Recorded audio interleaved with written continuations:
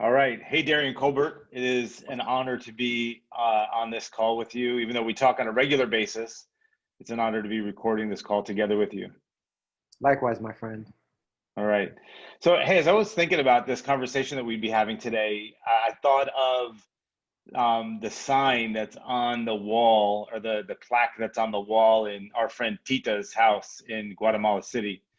And it says, if I remember it correctly, word for word, you might correct me because sometimes I get these things wrong. But I think it says it takes a long time to make old friends. And I remember sitting in her house and like thinking, because you've been in her house together with me. And I remember looking up at that several times, and I thought of that of my relationship with her and the people in Guatemala City, but I also mainly thought about you and our longtime friendship, because to say you're an old friend, it takes a long time to be able to say that. So I'm grateful that I can say that about us. And I'm going to ask you how long we have known each other, because I never get that correct. So rather than me saying it and you having to correct me, why don't you tell me how long we've known each other and how long we've been best friends? So we've known each other for about 23 years, 6 months, and 7 days today at 12:32 p.m., because that's where I was kind of formally introduced to you at a setting where you were speaking. But it's been about 22 years and 6 months since we've been close friends. Actually, October 17th was a day that you and I spent time at Spruce Lake Retreat, and I felt like we made a significant connection there that I just kind of knew after that a moment up in the mountains. I said, oh yeah, we're going to be friends for a long time. Yeah. And that was October 17th of 1998. So October 17th is like our 22 years, 6 month anniversary. A friendship. Wow. That's amazing. And I love the fact that you have that kind of memory, because you'll say, hey, do you remember back in 1998 when you said, like, no, but it feels like we've lived in those 22 years and 6 months. Is that it? Yes.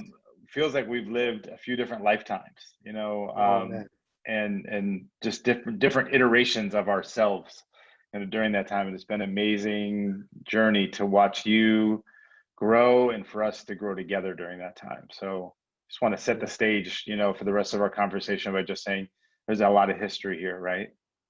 And if you can think about it, even coming off of September, I was together with you when 9/11 happened. We were having a debrief meeting about Friday night experience. And if you can think about that for a moment, we were together during that time, and we actually walked through that season together. And then the earthquake in Haiti happened. The tsunami happened in 2005, and the earthquake in Haiti happened.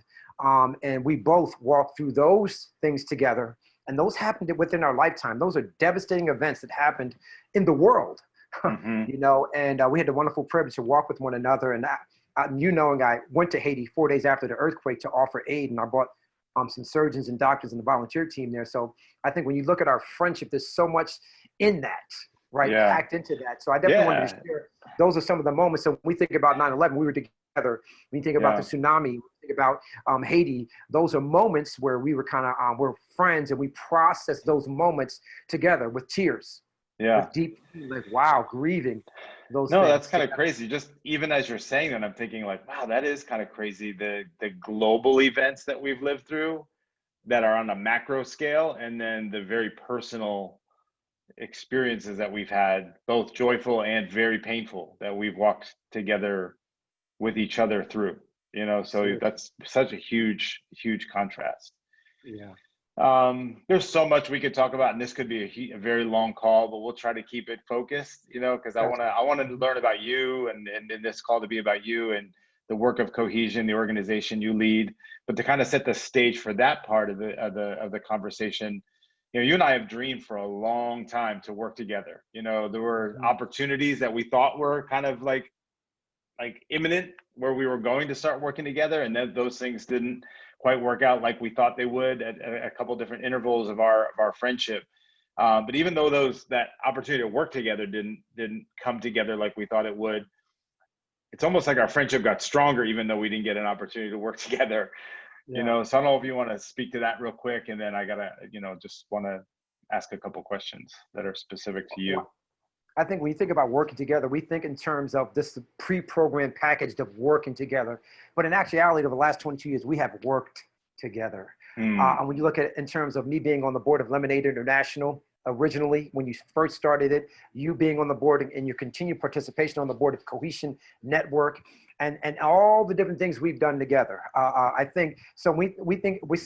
I think we're in this country, we're pre-programmed to believe a narrative about working together. When you look at over the last 22 years, we truly have worked together. Yeah, no, that's true. And I can say this, and this may sound like a little presumptuous for those who don't know me or us if you're watching this video. But as you were saying that, not only have we worked together, it's like we've done the work together too. Come on you now. know. So, and that work is ongoing and continuing. It's I don't think it's ever really done. Seriously. So yeah, like you mentioned that you were on the board of Lemonade International when that organization got started. My wife and I and a couple friends started that organization, and because of people like you and others that came alongside of us at that time, we were able to legitimize that organization. I mentioned Guatemala earlier, and that's what that organization was focused on, was supporting local leaders in Guatemala City who are continuing to do gang prevention and education in an urban settlement community there. So we've spent a couple trips going there together, and then you started Cohesion Network in what year? 2011. Actually, we were kind of doing work before that, but it became official in August of 2011. Yeah, we worked together on the 501c3 application and all of that to get that organization founded and off the ground. And you've been doing such great work, and it's been an honor for me to witness that work. So I wanted to have the rest of the conversation focused on you and your work. Like, tell me, if you had to summarize in 30 seconds or so, I'm not going to hold you to that time, but who is Darian Colbert? So I am a Black man who grew up in a marginalized community in a single parent home. That's not my identity. My identity is a person, a human who loves people. A human who loves working together with other people to get things done. In my human form, it doesn't matter what color you are, what age you are. I'll give you an example. Yesterday, we worked together as a community here in the city of Allentown. All these different organizations came together. I had kids who were 14, 15, adults who were 50 and 60, and we were working together to unload a truck, get these packages of food into all the different vehicles and spread out through Allentown, parts of Emmaus, and parts of Bethlehem, to achieve a greater goal. It's providing care for the people in our community. And I like to say it's on us to take care of us. And so that working together is a part of who I am. That's always been in me. I grew up in a neighborhood where I had Syrian friends, Black friends, white friends, Cuban, Puerto Rican, Dominican. And so I guess I'm privileged to have a community that hosts cultures like that. And not only get to embrace the multi-ethnic of it, but also the multicultural of it. And living that every single day, able to have baked macaroni and cheese, you know what I mean? But also lindes, which are coconut ices or patalillos, that some people call empanadas. That's an ongoing debate with me. No, they're patalillos. You can call them empanadas, patalillos. They're patalillos to me. You know what I mean? And so many different cultures we experience in that small community of the First Word in Allentown. So that's kind of who I am and what I'm about. But if you really had to say, who are you? I'm a person who loves people, period. And I truly believe people are the greatest asset on the planet. That's one of my phrases I say all the time. People are the greatest asset on the planet, and we are way more powerful and effective together. Yeah. Man, there's so much there that I'm tempted to go down several different paths with everything that you said. But I want to know, and I think I would love for people to hear, what is Cohesion? I've had an opportunity to work with you on the brand messaging guide. I know those moments are like sometimes frustrating, but like it's important to me, and I think it was important to us together. How do we put language that helps make Cohesion simple, clear, consistent, and compelling, to people? Because it is. And I work with nonprofit leaders a lot where the work they're doing is amazing, but sometimes how they communicate that falls down the list of priorities, because they're so important. They're so focused on doing the work that talking about what the work is and what you do kind of like, again, becomes less clear than it can be. So we had the opportunity to work through that together and to really clarify what Cohesion's all about. So tell me about where Cohesion's focused and what the focus of Cohesion's work is there in Allentown. Well, I want to stop and just pause and say, if you're an organization, business, or nonprofit, for-profit or nonprofit, do a brand messaging guide. You need to do it, bottom line, because it helped me really deepen the work that we're doing and helped me put words and language to all the things that are doing. And it took me from going all in these different directions. It brought me here to say, this is what we do. You know what I mean? And so I think I would recommend that everyone get that done so you can really hone your focus.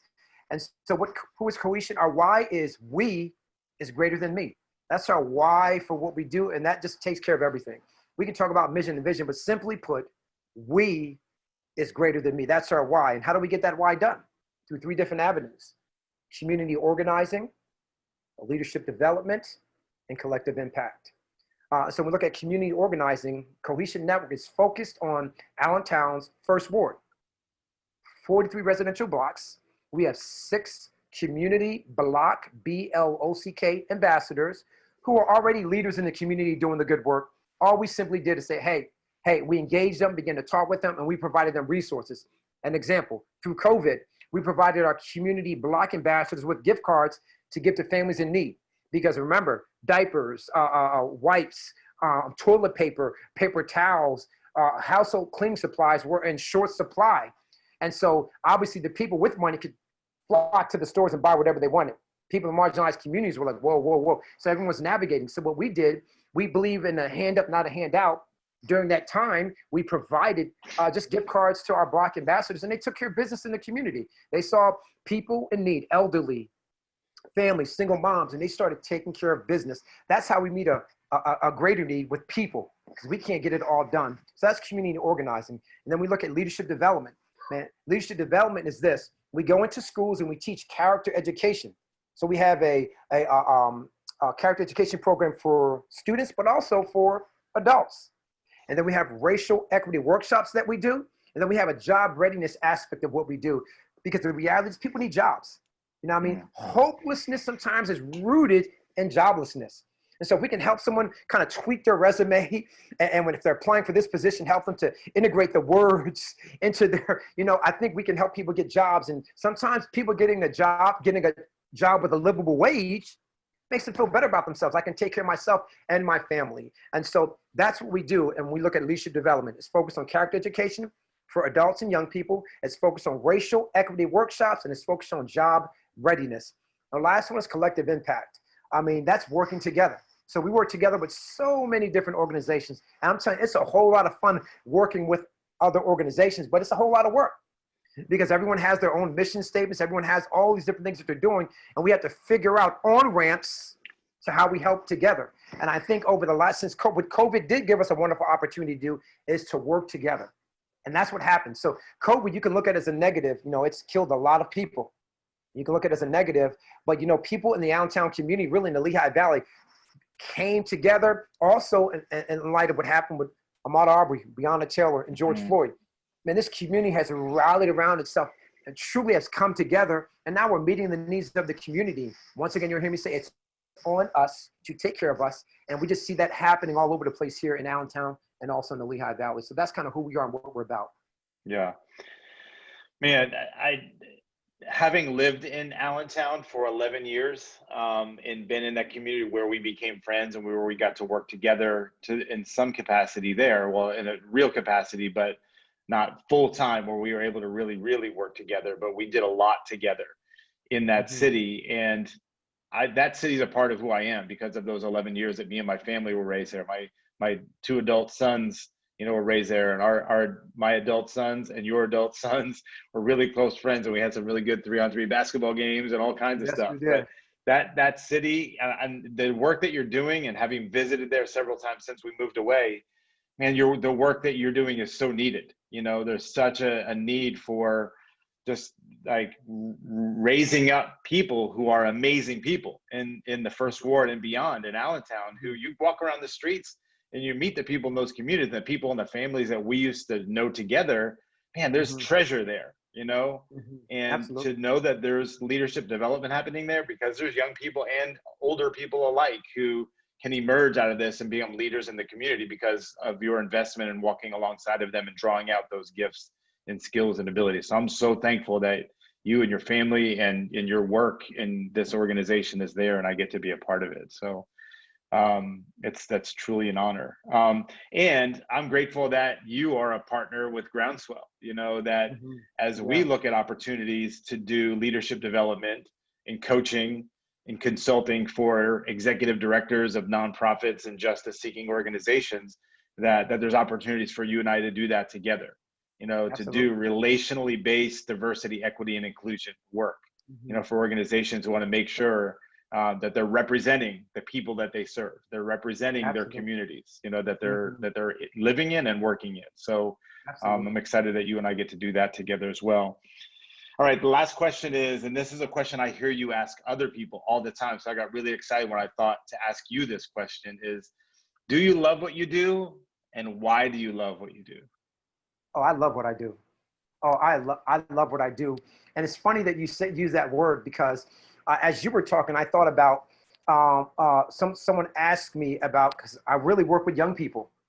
I mean, we're 50, so you know what I mean. Or you're 50, I'm 49. But the reality is, we're on the other side of this, so we're older. And so I talk to young people all the time, and I remember using this phrase: "I am in love with their future," because their future is truly our destiny. And Mm, so I love what I do because I have the wonderful privilege to work with not just young people, but older people. And just this amazing work that happens when people who are different ages, different races, different cultures come together and begin to have a justice oriented conversation where multiple times all of us always get checked in our own stuff. So like, oh wow, a way of thinking. You know what I mean? And so it's so cool to have young people challenge me in the thought process, say, hey, I totally disagree with you. Well, why do you disagree with me? And we have this conversation like, oh wow, I never looked at it like that. You know what I mean? So I think it's so powerful when you can sit in a space at a table and say, hey, okay, I'm here to listen and learn too. But also hmm. at the same time, own your own voice, which Yeah. sometimes, you could be off a little bit. And just during this, I want to say during this last 7, 8 months, man, I've been off sometimes in conversations and people have checked me and I'm just like, wow, people are younger than me, Hmm. 25, 26, Hmm. 27. I'm like, wow, man, thank you so much for challenging me with that. You're giving me something to think about. And most of the time, I definitely have changed my perspective about something. Why? Because I'm willing to sit in this space and be ready to listen and learn from people who are either older than me or younger than me. It does not matter, or even different than Yeah. me. But I'm in that space of wanting to learn. So I think for me, I love what I do. And man, I can't even imagine my life without doing the work that I'm doing now. Yeah. Well, man, you are one of the most, or probably the most hopeful and optimistic people I know, and I'm hearing that come from you just in that answer. And I knew I would. I knew I'd hear the hope and optimism. That isn't something that you put on; it's something that lives within you and just oozes out whenever you have a conversation. Whenever I have a conversation with you, I like to tell people all the time that I love to work with good people who do good work. Mm. And when I think of that, I think of, like I said, to go back to the beginning of our conversation, the honor it is that I get to work together with you, because I can truly say you're the best of humanity that we Mm. have in this world today. You represent the best of humanity because there's a lot of divisiveness, there's a lot of ugliness, there's Mhm. a lot of misunderstandings and division in our world today. We're living in some really tension filled times, and we could have a whole other conversation about that. But in the midst of all of that, there are gems of people who represent the best of humanity. And I can't think of anyone other than you and my wife, Sherry, that are right at the top of the list, of, adults who are out there who are living life and represent the best of humanity. So thank you for that, for living into that and representing that and being a good model of that for me, because it makes me want to be a better person. Oh, well, thank you. And it's true. I love what I do. So Yeah. I love being human. So Yeah. And finally, like I said, I love working with good people who do good work. And not only do I love working with good people who do good work, but I love you as a person. So thank you I for love who you you right are. back, my brother. Yeah. All right. Thanks so much. Deuces. All right.